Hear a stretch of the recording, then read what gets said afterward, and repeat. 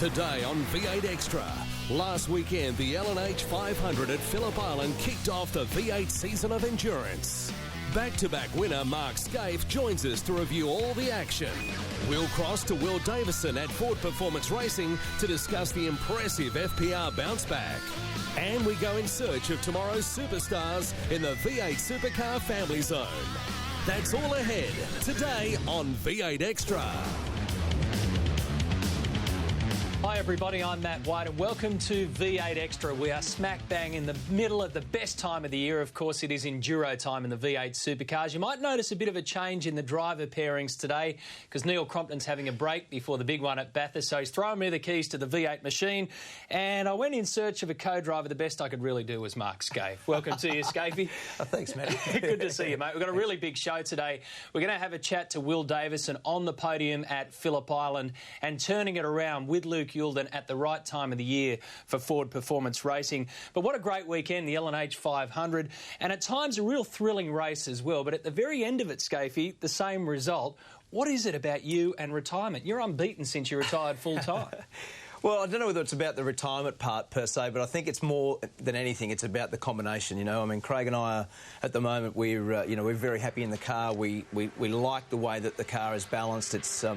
It's looking after its tyres. The team's operating at a very high level. And you know, I said out at the press conference, Matt, after the race, that to be able to have a 1-2 with this level of competition speaks volumes for how the team's operating. And there's CL at his very finest with doing his best circle work. You also said after last year's event and after last year's Bathurst that you'd never seen Craig driving as good, and 12 months later he's probably driving just as good, if not better. And talk about 1-2, Scaife, that's how the championship picture stands as well. And this is really interesting because Jamie Whincup now has a 92-point lead over his teammate, and your team boss for the Enduros, Roland Dane, has made it clear, go for the championship. Let's not hold back here, no team order. So it's going to be very interesting to see how that pans out. The Giz was so close to getting more points in the bank, but there's still a lot of points on offer and a long way to go until the checkered flag falls on the championship picture. I want to talk to you about the format at Phillip Island, a really big talking point. This is the fourth L&H 500 that we've had, so we're used to this one.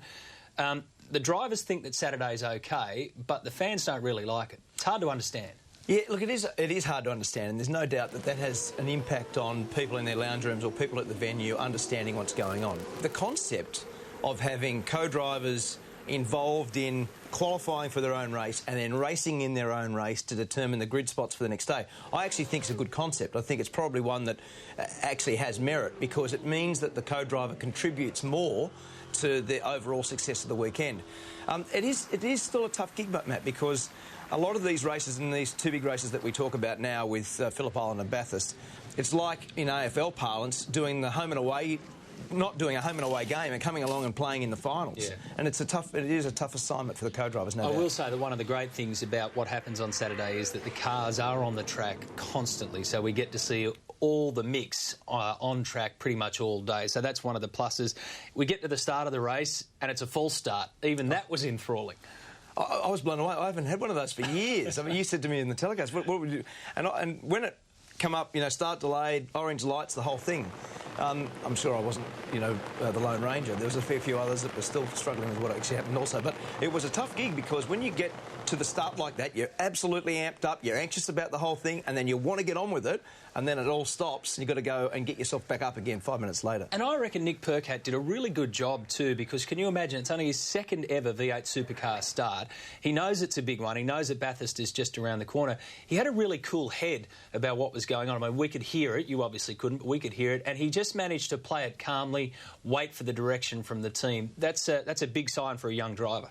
Yeah, look, no doubt. And he drove well afterwards. I mean, to come into pit lane, fire some juice at it and then come through the field, I thought he drove very well. So there's some combinations leading into, you know, this next big race. There's some combinations that are going to loom, and certainly they'll be strong. Yeah, no question about it. He knows, too, that there is pressure on when you're driving for the Holden factory team at Bathurst. We will run through more of the highlights from the L&H 500 for you in just a minute, and after the break, we will talk to the Trading Post Falcons, Will Davison. Stay with us on V8 Extra.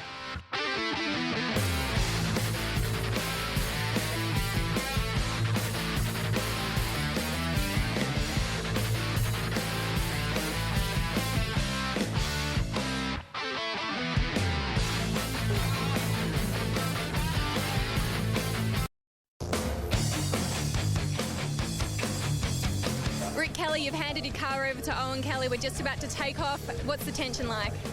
It's a little bit nervous standing on the sideline watching your car race around, but we've driven with Owen for a couple of years now. He's a great guy, he can definitely handle it. So we're a little bit further back than we'd like. We're back in 12th, but I'm pretty excited about the day.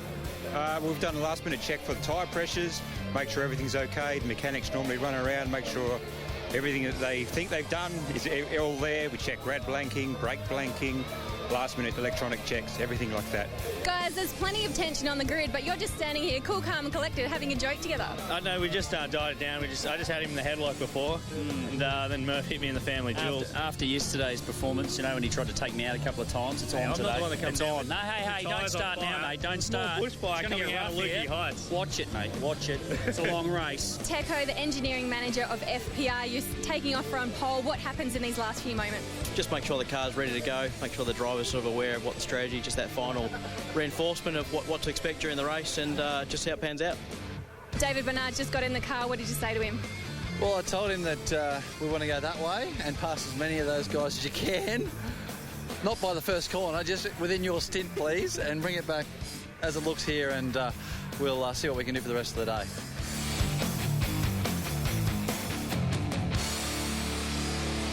That's a pretty good insight into those critical moments before the start of any race, and everybody takes it a little bit differently. You know, we said in the telecast that Ford Performance Racing especially would be glad to see the back of the soft tyre coming into the Enduros, and that was certainly the case for car 6. Will Davison, alongside Luke Youlden, put it on pole position.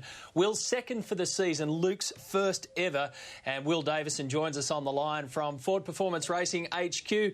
G'day, Will. Look, 6th in the championship. It hasn't been a bad year, but it hasn't been a great year. Was Phillip Island for you a big relief? It was good to get back on track, boys. I mean, QR was, not good for all of us, but everyone's spirits kept up, and we knew we'd be strong come the Enduros, so sitting on the front row was a nice feeling. It's always good to be on pole at Phillip Island, so to have their car there twice in 2 days was pretty cool, and the pressure was on Lukey's shoulders, and very proud of the job he did, and very proud of the whole team. I mean, we didn't get the win. We all want to win more than ever. But third was the best we could do on the day, and perfect warm-up, I'd say, for the big one coming up soon at Bathurst. Yeah, Will, Mark Scaife, mate, thanks for joining us today. Hey, it was a really good performance, Luke Youlden. Obviously, he had dramas with the radio and all those things, but he actually catered pretty well for the start. I thought he did a good job in those early laps. Yeah, he did. I really, like working with enduro time, working with your co-driver and trying to make them feel at home because, they race these cars twice a year, so it's a pretty tough job. But I just said, mate, have some fun. Got a good opportunity here, and he did not put 1 foot wrong. So it was a good opportunity for him to show what he could do. And, at the end of the day, we've had a pretty strong result. So the boys have done a great job. Here we are, getting ready for Bathurst right now. You can see just doesn't stop, it absolutely doesn't stop. So we're heading to Bathurst soon. Not much time to rest for these fellas, but, proud of the boys, bit of champagne, and, I can't tell you how hungry we are for the big one soon. Yeah, well, the boys would be happy with you. You brought it home straight, so they didn't have to do a whole lot of work. Was I right in saying that you guys are looking forward to seeing the back end of that soft tyre because you really had to take some truth serum after Queensland Raceway? Yeah, I mean, that's the nature of the game we're in right now. It's, you don't have a good result, people jump on you pretty quick. So, yeah, we've got some work to do on that soft tyre. We can't certainly let our guard down there. I mean, we go back to the Gold Coast very soon on the soft tyre.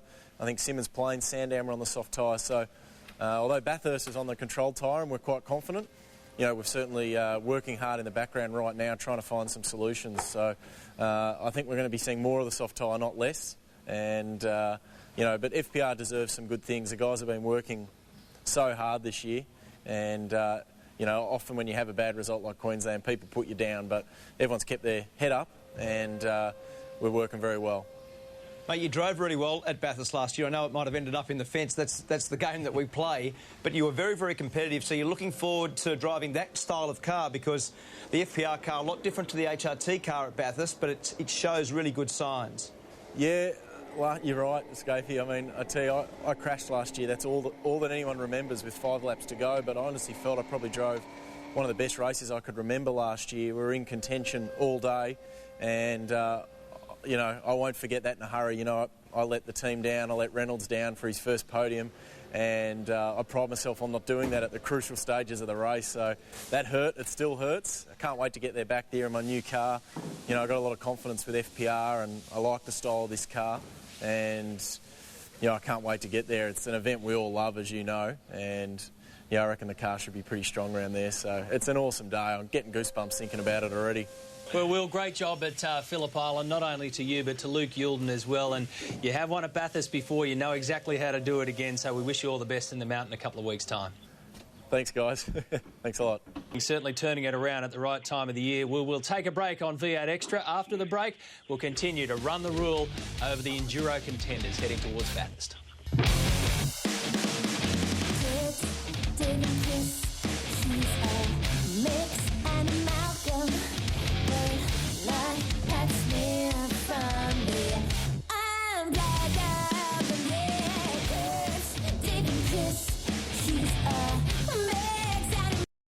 The yellow flags on the right side being displayed. A car is stalled. From position 4, Andrew Thompson took a good look at it. The Honda hairpin between the teammates. Yulden's lead has been cut by about 0.2 of a second over the last lap or two. Got him sized up and then straight down the inside of the right-hander. This is very similar to what happened last year with this car. I can see what he's working on. Mark Scaife will emerge in front of him. Locks it up. You don't need to say any words, do you, Frosty? This is Andrew Thompson down the inside for the effective lead of the race. Oh, let's well and truly stay on board because there's some action. Percat in. Yeah, the LNH 500 was certainly a fascinating way to start the season of endurance, even if it was a false start. And Scapey, we touched on this before. It highlights the fact that you've got to be ready for absolutely anything, especially at an enduro, because that's where all the weirdness goes down. Well, we talk about it all the time, don't we? The variables, I mean, it's a complex sport, and the variables that go along with these long-distance races. I mean, who would have thought? I mean, we're all ready to go. You know, we're actually almost at the point of about to drop the clutch and get on with life. And there's the yellow flags. And Nick Percat, obviously, you know, something that he's never had to deal with before, and for most of the people in the field, that we haven't had to deal with for a long time. Yeah, well, they were given the option, rear of the grid or go straight back into pit lane and take it from pit lane exit. They took the second part of that equation, and it worked out well for them. There were some great battles throughout this race, and, you know, you've always got to watch Team BOC when it comes around to endurance time, and Bradley Jones is a wily character, and he showed again, managed to put car 8 in position, but Andy Jones goes out there and finds trouble running up the rear of Stevie Richards. Yeah. Well, it's always, I mean, the racing part of it, you can't take the racing away from the event because you're attacking each other. And although they're longer races and you're supposed to be a bit more calm, as you can see here, big wheel lock up down there and straight to the back of Steve Richards. Andy Jones obviously couldn't get the car pulled up, locked the left-hand front tyre and battled. Here we go again. Just had to move it away, and then as he tries to straighten it up, he had nowhere to go. So, I mean, again, you don't actually ever look for contact in these sorts of races, Matt, but that's just how it is. You've probably seen almost everything, I reckon, in your time. Have you ever seen geese walking across the track? No. I've seen plenty of geese up and down pit lane. But have you ever got helmets on? I mean, it was just bizarre. Honestly, I thought somebody was joking. Yeah. But, you know, and you obviously you have to stop the race at that stage. You have to yellow flag it. Well, we're sharing people, aren't we? Well, they're not little ones either, are they? No. Look at the size. Imagine getting that stuck in your radiator. No, thank you. And a good way to bail out of that shot, I thought, thanks to our director, at exactly the right time as that big black car came meanly looking around turn 4. I just went, no, we don't want that. But, look, a V8 Supercar weekend is not all about the racetrack. It's not all about what happens on that bitumen. There's plenty to do off the track as well. And you can even unearth maybe the next generation of racing stars.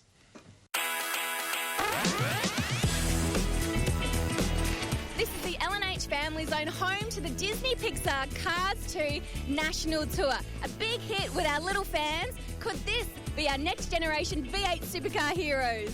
Go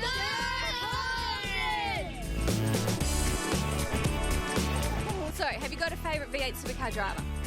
Rick Callie. What about your least favourite V8 Supercar driver? He's a Ford person. Todd Callie. And your least favourite, something you really don't like? Olive Ford. Craig Lowndes, is that your favourite? I think so. Do you reckon that you can be faster than Mark Winterbottom? Yes. And what about Craig Lowndes? Is Craig Lowndes your favourite driver? Yeah. They go really slow again. Jamie Wincup. Lowndes. Track annual. Hey guys, who's your favourite V8 supercar driver? Winterbottom. And what about you? Wincup. And do you have someone that you don't like, your least favourite? Wincup. What do you think about that? Oh, I will get him. Hey buddy, that's a pretty cool picture, isn't it? Yes. Do you reckon that Mark Winterbottom and Lightning McQueen, if they had a race, who would win? Winterbottom. And do you reckon that you're going to be a V8 supercar driver when you're older? No.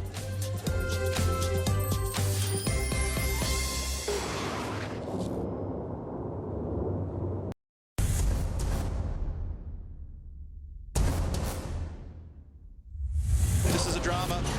So Lowndes will come around and take over the lead of the race. Tander down the inside. There's geese on the track. We've said that before today. Oh, look at this. Up the inside. Done. Oh, for the lead on the inside and won. Unbelievable. And Tander's got it done. Released. Gone. Round the cone marker. Here comes Tander. Does he chop him? No.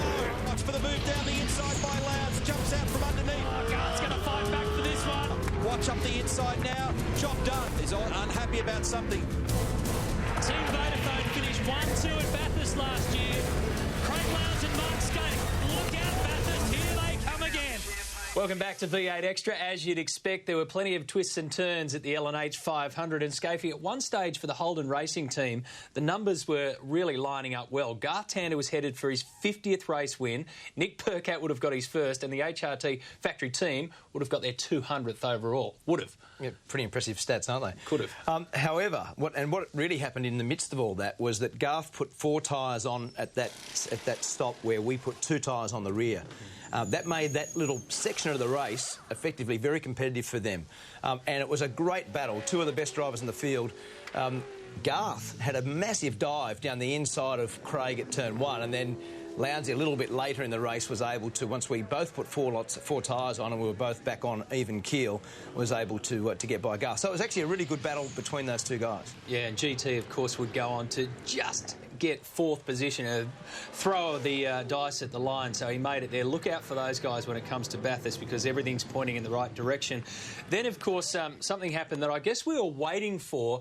The gears came into play, because early on in the weekend, both John McIntyre and Shane van Gisbergen showed that this track suited them, the car was good, and they were ready. The strategy then fell into place, and all of a sudden, you guys had somebody knocking on the door. Oh, no doubt. He was really coming at us, and Van Gisbergen was fast all weekend. I was very impressed with McIntyre. I thought that he drove really well. And what actually happened a little bit was sort of the bad luck story of Craig Lowndes' race a couple of years ago, where he was pressing on, had a right-hand front tyre failure, and battled to get home. So Van Gisbergen hurt the tyres, and at the end, that probably was a bit of a reprieve for us, because he was coming at us pretty fast. It set up a pretty fascinating position there for a while, because you remember in the warm-up that Craig, Lowndes and Van Gisbergen came together, and then all of a sudden we had the gears closing in on Lowndes. We thought, well, who's going to blink first here? But thankfully for you guys, that didn't happen, because the challenges started to fall away, and in the end, you were left, you had it in the bag, you were racing your teammate. Well, it was like that then. We had to get our brain around what you do at that point, and Jack Brabham used to say you always win the race at the slowest speed. So what we did then is we backed it off, made sure we had the right fuel economy, make sure we didn't hurt a tyre. And Craig, as you said earlier in the show, he's driving as well as I've ever seen him drive. It was a really, really impressive performance.